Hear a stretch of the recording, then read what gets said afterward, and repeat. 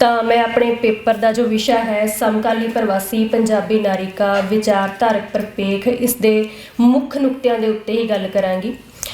ਮੈਂ ਆਪਣਾ ਖੋਜ ਪੱਤਰ ਸ਼ਸ਼ੀ ਸਮੁੰਦਰਾ, ਅਮਰਜੋਤੀ, ਸੁਰਿੰਦਰਗੀਤ, ਸੁਰਿੰਦਰ ਸਿਦਕ ਤੇ ਦਿਓਲ ਪਰਮਜੀਤ ਦੀ ਕਵਿਤਾ ਨੂੰ ਆਧਾਰ ਬਣਾ ਕੇ ਲਿਖਿਆ। ਇੱਕ ਤਾਂ ਮੈਨੂੰ ਲੱਗਦਾ ਕਿ ਜਦੋਂ ਅਸੀਂ ਪ੍ਰਵਾਸ ਦੀ ਗੱਲ ਕਰਦੇ ਹਾਂ ਤੇ ਪ੍ਰਵਾਸੀ ਨਾਰੀ ਦੀ ਗੱਲ ਕਰਦੇ ਹਾਂ ਖਾਸ ਤੌਰ 'ਤੇ, ਤਾਂ ਪ੍ਰਵਾਸੀ ਨਾਰੀ ਦੂਰਾ ਪ੍ਰਵਾਸ ਹੰਢਾਉਂਦੀ ਆ। ਪਹਿਲੀ ਗੱਲ ਤਾਂ ਆਪਣੇ ਘਰ ਦੇ ਦਾਇਰਿਆਂ ਦੇ ਅੰਦਰ ਹੀ ਉਹ ਇੱਕ ਪ੍ਰਵਾਸ ਹੰਢਾ ਰਹੀ ਹੈ, ਅਤੇ ਦੂਜਾ ਜਦੋਂ ਉਹ ਪ੍ਰਵਾਸ ਧਾਰਨ ਕਰਦੀ ਆ, ਆਪਣੇ ਦੇਸ਼ ਨੂੰ ਛੱਡ ਕੇ ਜਾਂਦੀ ਆ, ਤਾਂ ਲਗਭਗ ਦੂਰਾ ਪ੍ਰਵਾਸੀ ਹੋ ਜਾਂਦਾ। ਪ੍ਰਵਾਸੀ ਕਵਿਤਾ ਦਾ ਸੰਬੰਧ ਕੇਵਲ ਧਰਾਤਲ ਨਾਲ ਨਹੀਂ, ਸਗੋਂ ਪ੍ਰਵਾਸ ਧਾਰਨ ਕਰਨ ਸਮੇਂ ਆਉਂਦੀਆਂ ਕਠਿਨਾਈਆਂ, ਸੱਭਿਆਚਾਰਕ ਸ਼ਨਾਖਤ ਨੂੰ ਬਚਾਉਣ ਦੇ ਪ੍ਰਯਾਸ, ਤਣਾਅਮੂਲਕ ਪ੍ਰਸਥਿਤੀਆਂ, ਜਨਮ ਭੂਮੀ ਅਤੇ ਕਰਮ ਭੂਮੀ ਦਾ ਫਾਸਲਾ, ਨਸਲੀ ਵਿਤਕਰਾ, ਆਪਣੇ ਮੂਲ ਨਾਲ ਜੁੜੇ ਰਹਿਣ ਦੀ ਚਾਹਤ ਤੇ ਡਾਲਰਾਂ ਦੀ ਚਮਕ ਵਿੱਚ ਗੁਆਚੀ ਖੁਸ਼ੀ ਆਦਿ ਨਾਲ ਵੀ ਹੈ। ਭੂ-ਹੇਰਵਾ ਹੰਢਾਉਂਦਿਆਂ ਪ੍ਰਵਾਸੀ ਨਾਰੀ ਦੇ ਸਾਹਮਣੇ ਨਾ ਕੇਵਲ ਆਪਣੇ ਮੁਲਕ ਤੇ ਰਿਸ਼ਤਿਆਂ ਨੂੰ ਛੱਡ ਪ੍ਰਵਾਸ ਧਾਰਨ ਕਰਨ ਦਾ ਦੁਖਾਂਤ ਹੈ, ਬਲਕਿ ਨਾਰੀ ਦੇ ਦੁਬਿਧਾਗ੍ਰਸਤ ਜੀਵਨ ਵਿੱਚ ਕੋਈ ਵਿਸ਼ੇਸ਼ ਫੇਰਬਦਲ ਨਾ ਆਉਣ ਦੀ ਸਮੱਸਿਆ ਵੀ ਜਿਉਂ ਦੀ ਤਿਉਂ ਖੜੀ ਪ੍ਰਤੀਤ ਹੁੰਦੀ ਹੈ। ਪ੍ਰਵਾਸੀ ਕਵਿੱਤਰੀ ਵੱਖਰੀਆਂ ਵਿਚਾਰਧਾਰਾਵਾਂ ਅਧੀਨ ਨਾਰੀਵਾਦੀ ਰੁਖ ਅਪਣਾਉਂਦਿਆਂ ਔਰਤ ਦੀ ਮੁਕਤੀ ਦੇ ਸੰਕਲਪ ਨੂੰ ਪੇਸ਼ ਕਰਦੀ ਹੈ। ਉਹ ਆਪਣੀ ਕਵਿਤਾ ਵਿੱਚ ਉਹਨਾਂ ਸਮਾਜਿਕ ਅਤੇ ਸੰਸਕ੍ਰਿਤਿਕ ਸੰਸਥਾਵਾਂ ਦਾ ਵਿਸਥਾਪਨ ਕਰਦੀ ਹੈ ਜਿਹੜੀਆਂ ਔਰਤ ਨੂੰ ਗੁਲਾਮ ਬਣਾਉਂਦੀਆਂ ਹਨ। ਉਹਨਾਂ ਸਾਰੇ ਮੁੱਲਾਂ ਨੂੰ ਰੱਦ ਕਰਨਾ ਚਾਹੁੰਦੀ ਹੈ ਜਿਨ੍ਹਾਂ ਨੇ ਔਰਤ ਨੂੰ ਕੇਵਲ ਦੇਹ ਅਤੇ ਕਾਮ ਤੱਕ ਸੀਮਿਤ ਕਰ ਦਿੱਤਾ ਹੈ। ਸ਼ਸ਼ੀ ਸਮੁੰਦਰਾ ਅਤੇ ਅਮਰਜੋਤੀ ਅਜਿਹੀਆਂ ਕਵਿੱਤਰੀਆਂ ਹਨ ਜੋ ਰੈਡੀਕਲ ਵਿਚਾਰਧਾਰਾ ਨੂੰ ਅਪਣਾਉਂਦੀਆਂ ਮਰਦ ਦਾ ਤਿੱਖਾ ਵਿਰੋਧ ਕਰਦੀਆਂ ਹਨ। ਸ਼ਸ਼ੀ ਸਮੁੰਦਰਾ ਮਰਦ ਦੋਸਤ ਨਾਲ ਸਦੀਵੀ ਪਿਆਰ ਤਾਂ ਮੰਨਣਾ ਚਾਹੁੰਦੀ ਹੈ, ਪਰੰਤੂ ਪਤੀ ਦੇ ਰੂਪ ਵਿੱਚ ਉਸ ਲਈ ਮਰਦ ਕੇਵਲ ਨਫ਼ਰਤ ਦਾ ਪਾਤਰ ਹੀ ਬਣਦਾ ਹੈ। ਕੋਟੇਸ਼ਨ ਛੱਡ ਰਹੀ ਹਾਂ ਜੀ। ਉਹ ਔਰਤ ਨੂੰ ਆਧੁਨਿਕ ਜੀਵ ਦੇ ਤੌਰ 'ਤੇ ਸਿਰਜਦੀ ਹੈ ਅਤੇ ਸਮਾਜਿਕ ਮਰਿਆਦਾ ਦਾ ਉਲੰਘਣ ਕਰਨਾ ਕੋਈ ਜੁਰਮ ਨਹੀਂ ਸਮਝਦੀ। ਉਹ ਮਰਦ ਵਾਂਗ ਖੁੱਲ੍ਹ ਕੇ ਜ਼ਿੰਦਗੀ ਜਿਉਣਾ ਚਾਹੁੰਦੀ ਹੈ। ਜਿੱਥੇ ਇੱਕ ਪਾਸੇ ਇਹ ਕਵਿਤਾ ਵਿਦਰੋਹੀ ਫੈਸਲੇ ਕਰਦੇ ਮਰਦ ਦੇ ਵਿਰੋਧ ਵਿੱਚ ਅਪੜਦੀ ਹੈ, ਉੱਥੇ ਦੂਜੇ ਪਾਸੇ ਸੁਰਿੰਦਰ ਗੀਤ ਦੀ ਜਿਹੜੀ ਕਵਿਤਾ ਹੈ ਉਹ ਮਰਦ ਸਾਥੀ ਤੋਂ ਬਿਨਾਂ ਆਪਣੀ ਹੋਂਦ ਵੀ ਨਹੀਂ ਚਿੱਤਦੀ।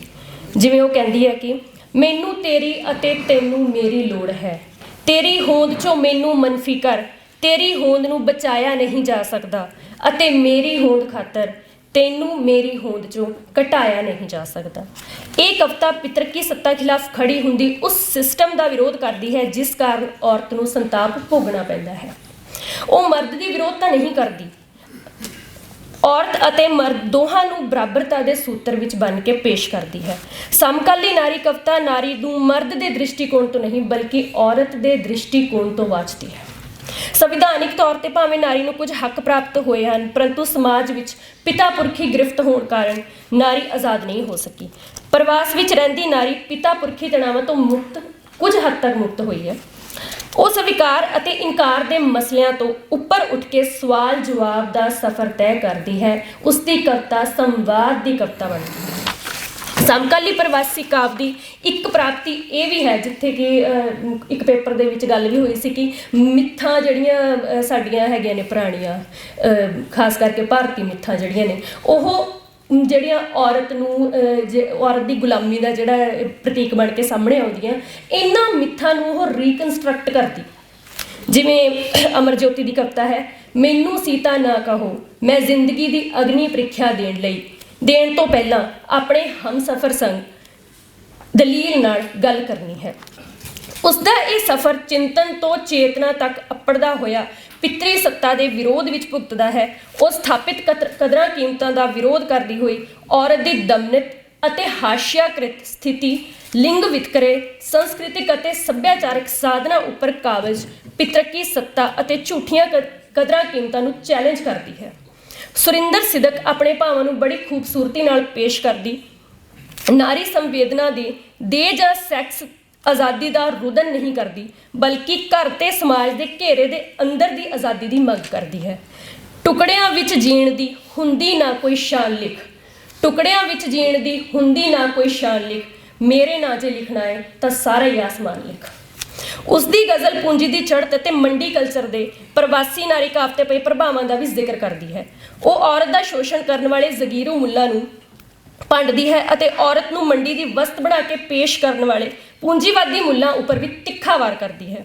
ਅਖੌਤੀ ਆਜ਼ਾਦੀ ਦਾ ਭਰਮ ਫੈਲਾ ਕੇ ਔਰਤ ਦਾ ਸ਼ੋਸ਼ਣ ਕਰਨ ਵਾਲੇ ਧਨਾਡਾਂ ਦੀਆਂ ਚਾਲਾਂ ਨੂੰ ਉਹ ਰੰਗੀਨ ਜਾਲ ਜਿਹੇ ਮੈਟਾਫਰ ਵਜੋਂ ਪੇਸ਼ ਕਰਦੀ ਹੈ। ਇਸ ਨਗਰ ਪੈ ਗਿਆ ਹੈ ਕਿੰਜ ਮੋਹ ਦਾ ਜਾਲ ਵੇਖੋ, ਦੌਲਤ ਦੇ ਢੇਰਾਂ ਉੱਤੇ ਬੈਠੇ ਕੰਗਾਲ ਵੇਖੋ, ਸਿਆਦ ਰੱਖਦੇ ਨੇ ਕਿੰਨਾ ਖਿਆਲ ਵੇਖੋ, ਚਿੜੀਆਂ ਲਈ ਨੇ ਬੁੜ ਰਹੇ ਰੰਗੀਨ ਜਾਲ ਵੇਖੋ। ਜਿੱਥੇ ਅਜੋਕੇ ਸਮੇਂ ਭਾਰਤੀ ਰਹਿਤਲ ਉੱਪਰ ਪੰਜਾਬੀ ਭਾਸ਼ਾ ਵਿੱਚੋਂ ਸੱਭਿਆਚਾਰਕ ਥੁੜਾਂ ਦਾ ਅਹਿਸਾਸ ਹੁੰਦਾ ਹੈ, ਉੱਥੇ ਹੀ ਪ੍ਰਵਾਸੀ ਨਾਰੀ ਕਾਵਿ ਵਿੱਚੋਂ ਪੰਜਾਬੀ ਸੱਭਿਆਚਾਰ, ਪੰਜਾਬੀ ਭਾਸ਼ਾ ਦੇ ਅਮੀਰ ਵਿਰਸੇ ਦੀਆਂ ਝਲਕਾਂ ਵੀ ਸਾਫ਼ ਨਜ਼ਰ ਆਉਂਦੀਆਂ ਹਨ।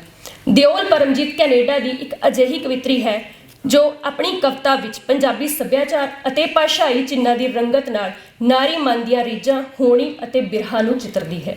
ਇੱਕ ਪ੍ਰਵਾਸੀ ਵਜੋਂ ਨਾਰੀ ਦੀ ਹੋਂਦ ਦੇ ਮਸਲਿਆਂ ਨੂੰ ਉਸਦੀ ਲਿਖਤ ਬੜੀ ਸੰਜੀਦਗੀ ਨਾਲ ਪੇਸ਼ ਕਰਦੀ ਹੈ। ਉਸਦੀ ਕਵਿਤਾ ਵਿੱਚ ਰੋਸ ਨਹੀਂ, ਸੰਵਾਦ ਹੈ। ਉਸਦਾ ਇਹ ਸੰਵਾਦ ਆਪਣੇ ਆਪ ਨਾਲ ਅਤੇ ਸਮਾਜ ਨਾਲ ਹੈ। ਉਸਦੀ ਵਿਚਾਰਧਾਰਾ ਉਦਾਰਵਾਦੀ ਹੈ, ਜਿਸ ਅਧੀਨ ਉਹ ਬੜੀ ਖੂਬਸੂਰਤੀ ਨਾਲ ਯਥਾਰਥਿਕ ਪ੍ਰਸੰਗਾਂ ਨੂੰ ਛੂੰਹਦੀ ਹੈ। ਉਸਦੀ ਕਵਿਤਾ ਵਿਚਲੇ ਭਾਵ ਪਾਠਕ ਨੂੰ ਸੋਚਣ ਲਈ ਮਜਬੂਰ ਕਰ ਦਿੰਦੇ ਹਨ।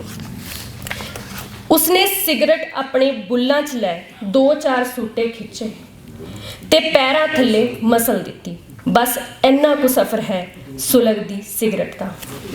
ਪ੍ਰਵਾਸੀ ਨਾਰੀ ਕਵਿਤਰੀ ਕੇਵਲ ਨਾਰੀ ਦੇ ਮਸਲਿਆਂ ਨੂੰ ਹੀ ਨਹੀਂ ਉਠਾਉਂਦੀ, ਬਲਕਿ ਲੋਕ ਵਿਰੋਧੀ ਹਾਕਮ ਸਰਕਾਰ ਨੂੰ ਵੀ ਆੜੇ ਹੱਥੀ ਲੈਂਦੀ ਹੈ। ਉਹ ਮਜ਼ਲੂਮ ਪੱਖੀ ਹੱਕਾਂ ਦੀ ਆਵਾਜ਼ ਬੁਲੰਦ ਕਰਦੀ ਹੋਈ ਨਾ ਬਰਾਬਰੀ ਦੇ ਮਸਲਿਆਂ ਨੂੰ ਸ਼ਿੱਦਤ ਨਾਲ ਪੇਸ਼ ਕਰਦੀ ਹੈ। ਅਜੋਕੀ ਪ੍ਰਵਾਸੀ ਨਾਰੀ ਕਵਿਤਾ ਮਾਨਵ ਕੇਂਦਰਿਤ ਹੈ। ਉਸਦੀ ਕਵਿਤਾ ਉਦਾਰਵਾਦੀ ਵਿਚਾਰਧਾਰਾ ਨਾਲ ਸਿਸਟਮ ਪ੍ਰਤੀ ਸੁਧਾਰਵਾਦੀ ਪ੍ਰਵਿਰਤੀ ਅਪਣਾਉਂਦੀ ਹੈ।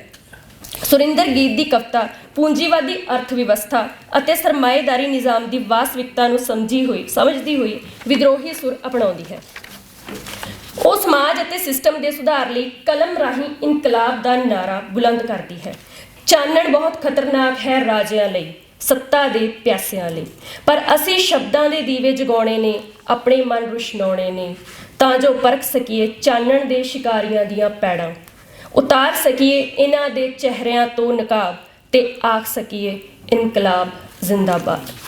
ਪ੍ਰਵਾਸੀ ਨਾਰੀ ਦੀ ਕਵਿਤਾ ਪ੍ਰਵਾਸੀ ਮਸਲਿਆਂ ਨੂੰ ਵੀ ਪੇਸ਼ ਕਰਦੀ ਹੈ। ਸੁਰਿੰਦਰ ਸਿਦਕ ਦੀ ਗਜ਼ਲ ਵਿੱਚ ਜਿੱਥੇ ਆਪਣੀ ਜਨਮ ਭੂਮੀ ਤੋਂ ਵਿਛੜਨ ਦਾ ਦੁੱਖ ਹੈ, ਉੱਥੇ ਹੀ ਜੀਵਨ ਨਿਰਵਾਹ ਲਈ ਪ੍ਰਦੇਸ਼ ਵਿੱਚ ਕੰਮ ਕਰਦਿਆਂ ਜ਼ਿੰਦਗੀ ਮਾਣਨ ਲਈ ਸਮਾਂ ਨਾ ਮਿਲਣ ਦਾ ਸ਼ਿਕਵਾ ਵੀ ਪੇਸ਼ ਹੁੰਦਾ ਹੈ। ਡਾਲਰਾਂ ਦੀ ਚਕਾਚੌਂਧ ਵਿੱਚ ਅੰਨੇ ਹੋ ਕੇ ਪੰਜਾਬੀ ਆਪਣਾ ਵਤਨ ਛੱਡ ਪ੍ਰਵਾਸ ਧਾਰਨ ਕਰਨ ਨੂੰ ਤਰਜੀਹ ਦਿੰਦੇ ਹਨ।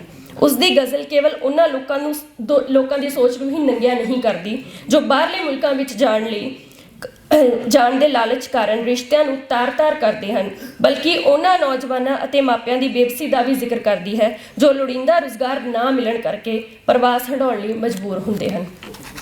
ਤੇ ਲਾਸਟ ਵਿੱਚ ਪ੍ਰਵਾਸੀ ਪੰਜਾਬੀ ਕਾਵਿ ਵਿੱਚੋਂ ਵਿਸ਼ਿਆਂ ਪੱਖੋਂ ਨਿਵੇਕਲਾਪਨ ਅਤੇ ਵਿਭਿੰਨਤਾ ਹੈ। ਸਮਕਾਲੀ ਪ੍ਰਵਾਸੀ ਨਾਰੀ ਕਵਿਤਾ ਵਿੱਚੋਂ 3 ਮੁੱਖ ਵਿਚਾਰਧਾਰਾਵਾਂ ਉੱਭਰ ਕੇ ਸਾਹਮਣੇ ਆਉਂਦੀਆਂ ਹਨ: ਰੈਡੀਕਲ ਵਿਚਾਰਧਾਰਾ, ਸਿਸਟਮ ਵਿਰੋਧੀ ਵਿਚਾਰਧਾਰਾ ਅਤੇ ਉਦਾਰਵਾਦੀ ਵਿਚਾਰਧਾਰਾ। ਅਜੋਕੀ ਪ੍ਰਵਾਸੀ ਨਾਰੀ ਕਵਿਤਾ ਵਿੱਚ ਨਿੱਜ ਤੋਂ ਲੈ ਕੇ ਕੁੱਲ ਜਹਾਨ ਤੱਕ ਦਾ ਦਰਦ ਹੈ ਅਤੇ ਸਮਾਜ ਦੇ ਸੁਧਾਰ ਲਈ ਆਕਾਂਖਿਆ ਵੀ। ਜੋ ਕਵਿਤਾ ਇੱਕ ਸਮੇਂ ਸਮਾਜ ਨਾਲੋਂ ਟੁੱਟ ਗਈ ਪ੍ਰਤੀਤ ਹੁੰਦੀ ਸੀ, ਉਹ ਮੁੜ ਸਮਾਜਿਕ ਸਰੋਕਾਰਾਂ ਨਾਲ ਜੁੜ ਰਹੀ ਹੈ। ਅੱਜ ਦੀ ਪ੍ਰਵਾਸੀ ਨਾਰੀ ਸਮਾਜ ਵਿੱਚ ਵਾਪਰੀਆਂ ਘਟਨਾਵਾਂ ਦੀ ਸੋਝੀ ਤਾਂ ਰੱਖਦੀ ਹੀ ਹੈ, ਨਾਲ ਹੀ ਉਹ ਆਪਣੀ ਹੋਂਦ, ਅਸਤਿਤਵ ਅਤੇ ਆਜ਼ਾਦੀ ਦੇ ਅਸਲ ਸਰੂਪ ਪ੍ਰਤੀ ਵੀ ਚੇਤਨ ਹੈ।